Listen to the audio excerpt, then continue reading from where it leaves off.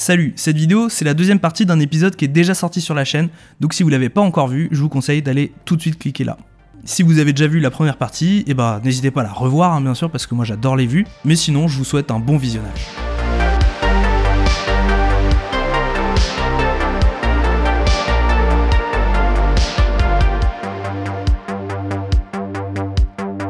Salut à tous les amis, c'est Alcide. Aujourd'hui, petit react, on va réagir ensemble au subreddit sortie d'usine, un petit subreddit qui paye pas de mine, mais que j'ai trouvé récemment et qui contient sûrement plein de choses très intéressantes. Alors en premier, une petite bande dessinée qui a été proposée pour le Waste Isolation Pilot Plant aux États-Unis, qui est donc un site d'entrepôt de déchets nucléaires, principalement des déchets nucléaires qui viennent des armes atomiques aux États-Unis, et dont la construction a commencé en 1999. Eux, leur idée, ça a été plutôt de nous raconter une histoire avec une BD, c'est un parti pris artistique très fort. Moi j'aime beaucoup. Alors on voit qu'il y a un petit bonhomme au début là avec des espèces de gants Mappa et il se trouve sur une petite plateforme surélevée de 0,66 km, c'est très important. Sur la deuxième case, on voit que déjà il se passe quelque chose à sa gauche, il y a une sorte de tour qui commence à se construire, à creuser dans le sol, et lui il a une petite pelle qu'il va utiliser pour creuser un trou. Alors notre petit bonhomme il creuse son trou, et là, il arrive au fond du trou, à 0,66 km. Et à côté, la machine elle a aussi continué à creuser et a visiblement diffusé des petites images. Et nos petites images, elles vont remonter par le trou, et notre petit bonhomme, il met ses gants Mappa sur son visage, il fait une drôle de tête, il a l'air un peu paniqué, et puis il a laissé tomber sa pelle au sol qui s'est plantée toute droite. Dernière image, là c'est le drame, toutes nos petites mouches là qui sont sorties du sol, elles ont tué notre bonhomme qui porte désormais une camisole et a visiblement douillé sa mère quoi. Mais la pelle tient toujours. Bon, si je reviens au subreddit, je sais pas, vous avez vu que le petit bonhomme quand même à un moment il faisait une tronche quoi, il était en mode... on s'est peut-être dit que c'était bien de mettre des tronches partout. Et alors ça visiblement c'est une proposition de Cri de Munch, en tout cas c'est ce qu'a écrit l'auteur qui s'appelle Alcide SDU. C'est une proposition qu'ils ont toujours au Waste Isolation Pilot Plant gravé un peu partout à l'intérieur du site. Et alors on retrouve un peu tout ce qu'il faut pas faire quoi. Donc d'abord on a le texte en anglais, donc que les gens vont pas comprendre, on a des petits symboles que les gens vont pas comprendre, et là on a des petites tronches de gens qui font des grimaces. Je trouve que ça ressemble un peu aux grimaces qu'ils font les youtubeurs là sur leur miniature, genre Amixem, Squeezie et tout. Ça doit donner envie de cliquer, alors est-ce que ça va vraiment repousser les gens? Mais en tout cas j'aime bien les têtes qu'ils font. Et le truc qui est marrant avec le Waste Isolation Pilot Plant, donc c'est qu'il a commencé à être construit en 1999. En 2014, il y a eu un accident. Je crois que c'est des déchets qui ont explosé et qui ont irradié une vingtaine d'ouvriers. Voilà, les ricains, faudra faire mieux. Faites mieux. Merci. The Atomic Priesthood, encore posté par ce mec là, qui a l'air quand même d'en connaître un paquet de choses. Alors on a des prêtres, visiblement des déchets nucléaires dans un trou. Un linguiste, Thomas Sebeok, a proposé de créer une église de l'énergie atomique, une sorte de comité composé d'experts chargé de transmettre la connaissance du danger des sites d'enfouissement via des légendes et des contes, sans jamais révéler ce qu'il y a vraiment dedans. Alors l'idée globale c'est qu'on va pas expliquer aux gens ce que c'est les déchets nucléaires, mais on va juste instiller dans leur crâne que c'est dangereux et qu'il faut pas rentrer dans ces espaces. On a quand même des mecs qui vont avoir l'exclusivité de la connaissance d'un truc super dangereux, dont on imagine par ailleurs que leur poste dans une église va leur donner du pouvoir. Donc bon, les dérives elles risquent d'exister quand même assez rapidement. Allez les chats phosphorescents. Alors ça c'est un peu le même ordre d'idée. En gros la proposition c'est de modifier génétiquement des chats, ou en tout cas de créer une nouvelle espèce de chat qui en présence de radiation changerait de couleur pour devenir phosphorescent. Et en plus dans la culture, un peu comme avec le priesthood atomique, on mettrait dans la tête des gens que quand il y a un chat qui devient phosphorescent c'est mauvais signe. Alors moi perso si mon chat devient phosphorescent dans tous les cas je balise un peu, mais je sais pas si je ferai le lien avec les radiations. Bon en tout cas c'est visiblement encore une belle idée de merde, mais c'est rigolo. Ah oui, alors ce dernier truc, c'est le pire. Le titre, c'est rendre tout l'espace, tout l'endroit terrifiant pour garder les gens dehors, enfin les empêcher d'entrer. Et alors l'idée, c'est qu'on va transformer tout le territoire autour du site d'enfouissement, ce qui va suffisamment effrayer les gens pour qu'ils décident de pas y aller. Le problème avec ça, c'est, je sais pas si vous vous rappelez du premier truc qu'on avait lu, on précisait bien, cet endroit n'est pas un lieu d'honneur. Parce que, bon voilà, ça ressemble quand même pas mal à un monument, à un truc un peu historique, un truc un peu mystique. Et ça pourrait très bien avoir l'effet inverse. Les gens ils voient ce truc, ils commencent à faire du tourisme. Un jour ils voient qu'il y a un trou qui descend, visiblement c'est fabriqué par l'homme. Il y a de grandes chances que les gens ils descendent en dessous. Donc bon, encore une belle idée de merde. Voilà, c'était encore un super réac. Lâchez un petit pouce bleu, abonnez-vous, surtout écrivez un petit commentaire pour me dire si vous êtes plus old school avec juste les cris de Munch, ou si vous êtes plutôt team Tintin et le secret du déchet ultime. Merci les gars, on passe à la suite. Vous avez compris, la réalité c'est qu'il n'y a pas vraiment de bonne solution. Et que si on propose des choses aussi débiles, aussi farfelues, c'est bien parce qu'il y a un peu de foutage de gueule. Alors maintenant qu'on s'est bien détendu en regardant toutes ces histoires à moitié rigolotes, à moitié effrayantes, redevenons sérieux un instant et parlons court-termisme, colonisation du futur et pensée cathédrale.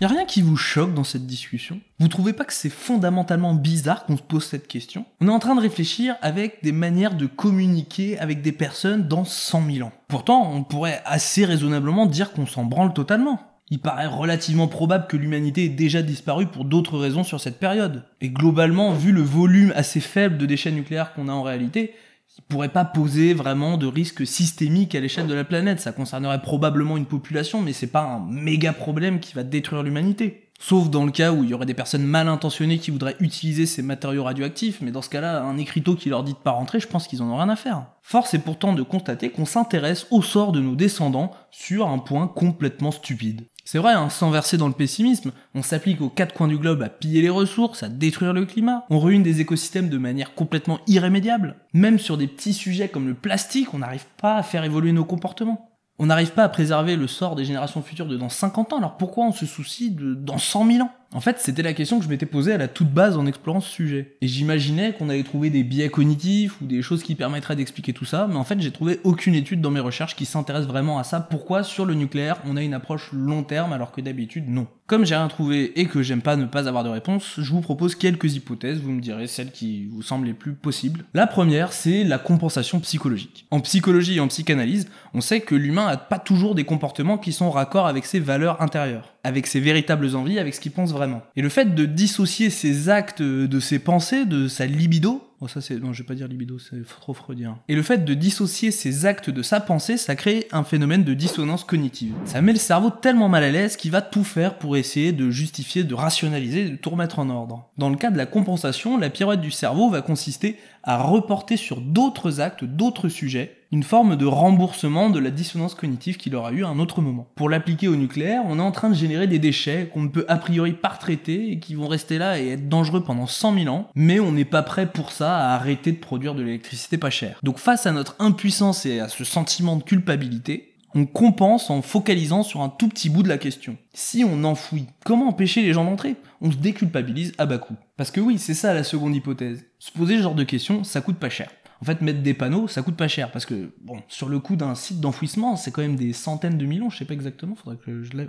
Ça va s'afficher ici. D'ailleurs, on remarque que dans la plupart des trucs farfelus qu'on a vus tout à l'heure, c'était des trucs d'artistes. Globalement, cette quantité d'efforts par rapport à la question de la gestion des déchets, elle est tellement faible qu'on peut se permettre de ressentir de la culpabilité sur ce domaine. Une autre réponse à la question, c'est peut-être que tout simplement, c'est un problème qui est fun à explorer. Intellectuellement, artistiquement, on l'a vu, ça génère des idées, on se gratte la tête, et puis c'est un peu marrant d'imaginer comme ça sur 100 000 ans. Donc c'est peut-être juste ça, c'est peut-être juste marrant. Dernière hypothèse, dans un tout autre registre, on l'a vu, les déchets radioactifs, ils sont hyper encadrés. Il y a beaucoup d'organismes publics, tout est référencé, régulé. Quoi, il n'y a pas des entreprises sans scrupules qui font de la merde. Et c'est dû au fait que très tôt, dès l'époque de Curie, on a compris les risques de la radioactivité. Et évidemment, il y a eu quelques événements, comme à tout hasard Fukushima ou Tchernobyl, qui ont été suffisamment choquants pour que l'opinion publique associe complètement énergie nucléaire avec risques liés à la radioactivité. Et donc même dans les franges les plus pro-nucléaires, on prône quand même un usage raisonnable, raisonné et très encadré. Ce qui n'est pas du tout le cas du carbone par exemple, il y a beaucoup moins d'émotions qui y sont liées. Quand il y a une centrale nucléaire qui pète et qu'il y a des gens qui meurent, le lien il est assez rapide. En revanche, si tu prends l'avion aller-retour pour aller à Dubaï, et qu'en arrivant à Paris à ton retour tu trouves les mêmes températures qu'aux Émirats Arabes Unis,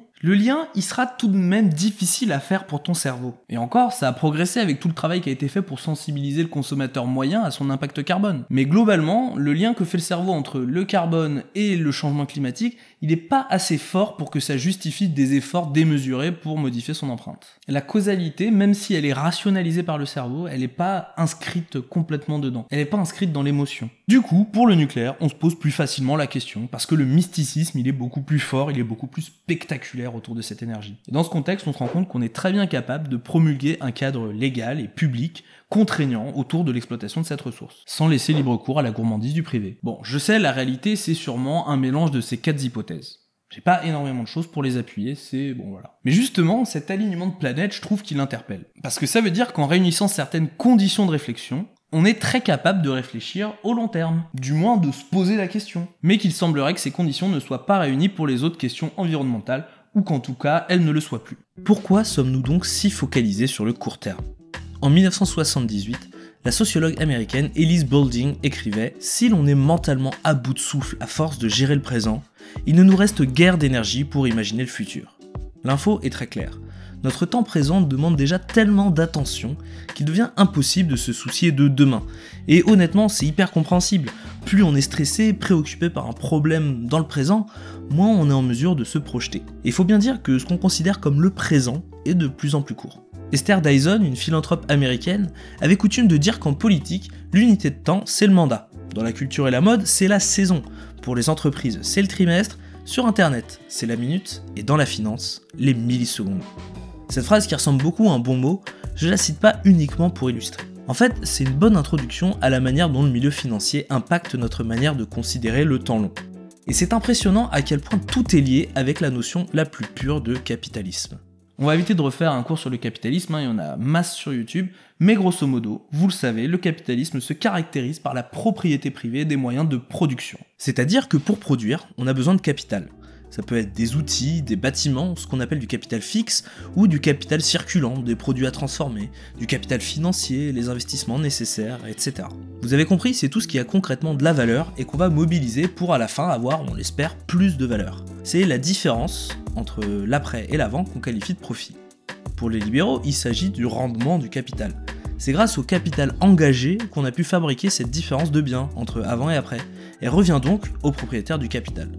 Pour les marxistes, il s'agit d'un surtravail, c'est-à-dire la part que le propriétaire du capital n'a pas payé aux salariés qui ont produit cette somme en plus en travaillant avec les outils mis à leur disposition. Ce qui est intéressant, c'est que dans la vision capitaliste, c'est le capital qui génère du profit. C'est en étant mobilisé qu'il génère un rendement. Si j'ai un billet de 10 000 euros et que je le mets dans ma poche, dans un an, il vaudra toujours 10 000 euros. Il aura eu un rendement de 0. Par contre, si je vais à Pôle emploi, que je recrute 2-3 personnes, que j'achète un petit camion, et que j'ouvre un food truck, si tout se passe bien, moi j'aurais pas besoin de travailler, et à la fin de l'année, j'aurais peut-être gagné 1 000 euros en tout, ça fera 11 000 euros, soit un rendement de 10%. On considère donc que l'argent crée de l'argent, et que ce rendement dépend de la manière dont on va investir notre capital. Désolé si j'enfonce des portes ouvertes, mais ça me semble important parce que ça va vraiment montrer le lien qui existe entre le capitalisme et le court-termisme. Parce que du coup, selon cette approche, 1 euro maintenant vaut beaucoup plus qu'1 euro demain.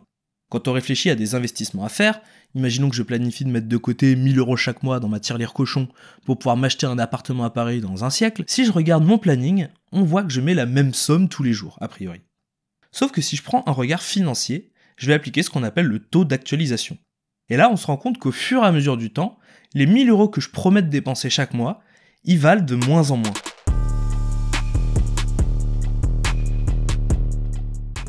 Le taux d'actualisation, c'est une manière de prendre en compte que l'argent a une valeur qui dépend du temps. Si vous lisez un peu l'actu, il se peut que vous fassiez le lien avec l'inflation, c'est-à-dire le phénomène qui fait que les produits qu'on achète avec l'argent valent de plus en plus cher par rapport à notre monnaie, et qu'elle perd donc de la valeur au fur et à mesure du temps. Ça, c'est certes un gros morceau de la manière dont on va prévoir la valeur qu'aura notre argent dans le futur, mais c'est pas le seul facteur. Et pour bien vous montrer ce qu'on prend en compte dans le taux d'actualisation, on va imaginer qu'on a une inflation nulle. On prend pour hypothèse qu'1 euro en 2022 permet d'acheter une baguette, et qu'en 2122, il permettra toujours d'acheter une baguette. Retour à ma tirelire et à cette pente qui décroît sans inflation. Tout d'abord, les 1 000 euros que je donne tout de suite en 2022, je suis sûr de le donner.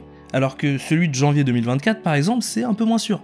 On sait pas trop ce qui peut se passer entre temps. Si j'estime à 20% la possibilité que je ne donne pas cette somme en janvier 2024, on peut dire qu'elle vaut seulement 800 euros.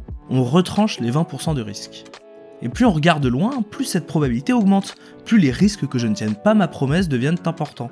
C'est comme si la somme que je promettais devenait de plus en plus faible parce qu'on a une approche probabiliste. Vous remarquerez que c'est quelque chose dont on a tous l'intuition.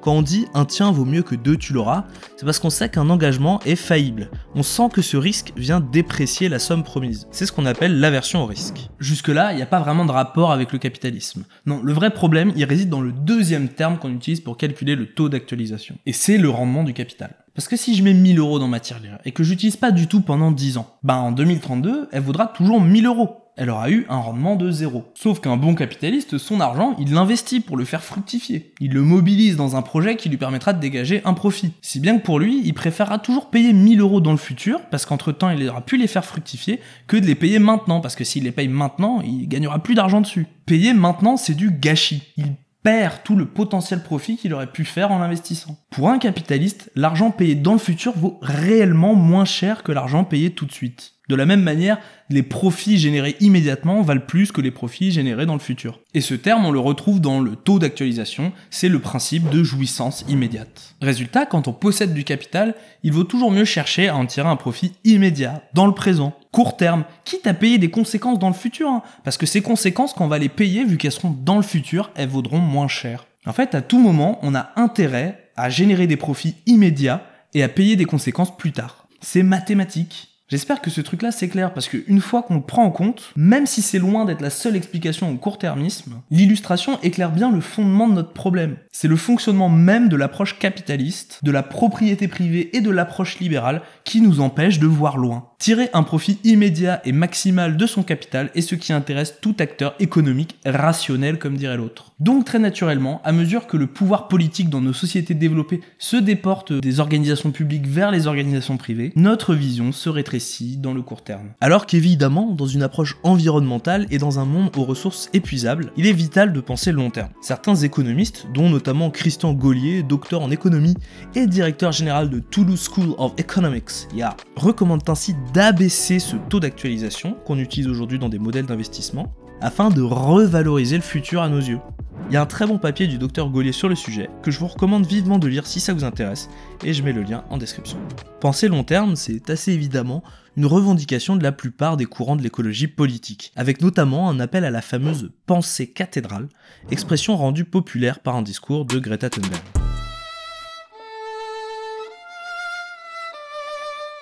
Our civilization is so fragile. The facade is so beautiful, but the foundations are far from solid. Yesterday, the world watched with despair and enormous sorrow how the Notre Dame burnt in Paris. But the Notre Dame will be rebuilt. I hope that its foundations are strong. I hope that our foundations are even stronger. But I fear they are not. Quand nos ancêtres ont bâti les cathédrales, ils les ont construites dans l'optique qu'elles durent 1000 ans, qu'elles s'inscrivent dans une forme de transmission. Je sais pas à quel point c'est vrai, mais l'image a son petit effet. Nous devons penser sur le long terme, reconstruire nos sociétés comme si nous bâtissions des cathédrales, pour assurer à nos descendants un futur vivable. Nous devons être de bons ancêtres, selon l'expression du philosophe australien Roman Kranich. Je peux pas. Pour ce philosophe, en adoptant une politique court-termiste, nous sommes en train de coloniser le futur. En prélevant plus de ressources que ce que la Terre est capable de renouveler, nous sommes en train de piller les ressources des générations qui vont nous succéder. L'expression de colonisation du futur peut être maladroite. Je m'en revendiquerai pas personnellement, mais je trouve que l'idée est intéressante. Là où la colonisation à la papy consistait à exploiter les ressources de continents géographiquement éloignés des sociétés où elles permettaient un luxe supplémentaire, nous sommes désormais en train de voler les ressources des générations temporellement éloignées de nous. J'admets, c'est une expression bizarre, peut-être un peu malvenue du fait de toute l'histoire que charrie la colonisation. Je laisse évidemment les rails des coloniaux en débattre en commentaire, mais je la trouvais assez impactante. Sinon, dans un style plus consensuel, on pourra citer la fameuse phrase d'Antoine de Saint-Exupéry qui orne de nombreux bols bretons qu'on vend sur la balade là, à la Baule. « Nous n'héritons pas de la terre de nos ancêtres, nous l'empruntons à nos enfants. » C'est bien joli toutes ces bonnes intentions, mais concrètement c'est quoi la pensée long terme ? Déjà, à quelle échelle on parle de long terme ? Comment il faut réfléchir ? Quand on parle de gestion de ressources, c'est hyper important d'avoir le bon scale. Gérer les réserves d'eau entre les saisons humides et les saisons sèches, hors des règlements climatiques, ça peut se faire sur une année. On sait qu'on va manquer d'eau à un moment pour irriguer les champs, donc on en garde un peu plus à un moment où il en tombe beaucoup. Pour un agriculteur dans un monde avec des saisons normales, le long terme c'est une année. Par contre, si on parle de l'état des sols, là on va être sur des temps beaucoup plus longs. C'est pour ça qu'au Moyen-Âge, les gens faisaient une jachère, ils plantaient pas tous les ans, c'était des cycles de 4 ans. Donc vous voyez, le scope étudié, il dépend carrément du mode de fonctionnement, du renouvellement de la ressource qu'on exploite. Si on parlait de stabilisation du taux de CO2 dans l'atmosphère ou de renouvellement des nappes phréatiques de pétrole, vous voyez bien qu'on est encore sur des temps beaucoup plus longs. Mais même si on définissait la bonne échelle de temps, est-ce qu'on serait vraiment capable de prévoir, de gérer sur des temps aussi longs ? Parce que là, c'est plus comme les saisons qui se succèdent à peu près pareil chaque année. Il peut se passer plein de choses imprévisibles à l'échelle globale, à l'échelle locale, qui vont complètement impacter et contredire nos prédictions. On va pas pouvoir simplement décrire ce qui va se passer, on va être obligé de prendre une nouvelle approche. En fait, on peut même prendre deux nouvelles approches. On va avoir besoin d'une part de parler de comment réellement on se projette dans le futur. C'est pour ça que tout ce truc de message nucléaire c'est un peu débile. On est complètement incapable de prédire ce que seront les gens en 102 000 après Jésus-Christ. À la place, on va devoir appliquer d'autres modèles, des modèles avec une scénarisation, comme les scénarios de l'ADEME sur le changement climatique. Puis d'autre part, on voit bien que la notion de propriété privée, elle a beaucoup moins de sens si on parle sur des durées de 100 000 ans.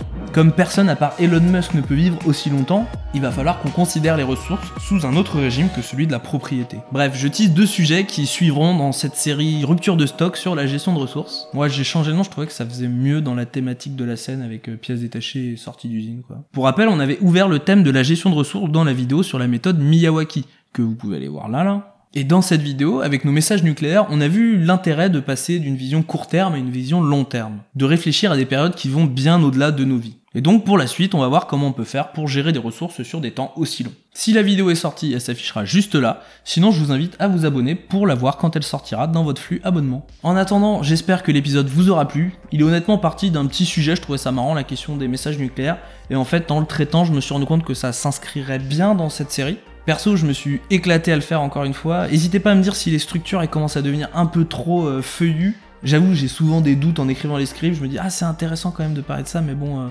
Enfin, dites-moi ce que vous en pensez. Comme d'hab, laissez le petit commentaire avant de partir, ça me fera toujours super plaisir. Et puis, petit pouce bleu pour le référencement. Sur ces bons mots, je vous souhaite une excellente poursuite de vie. Évitez d'entrer dans des sites d'enfouissement ou de profaner des pyramides. C'était Alcide pour Rupture de stock. Je vous kiffe.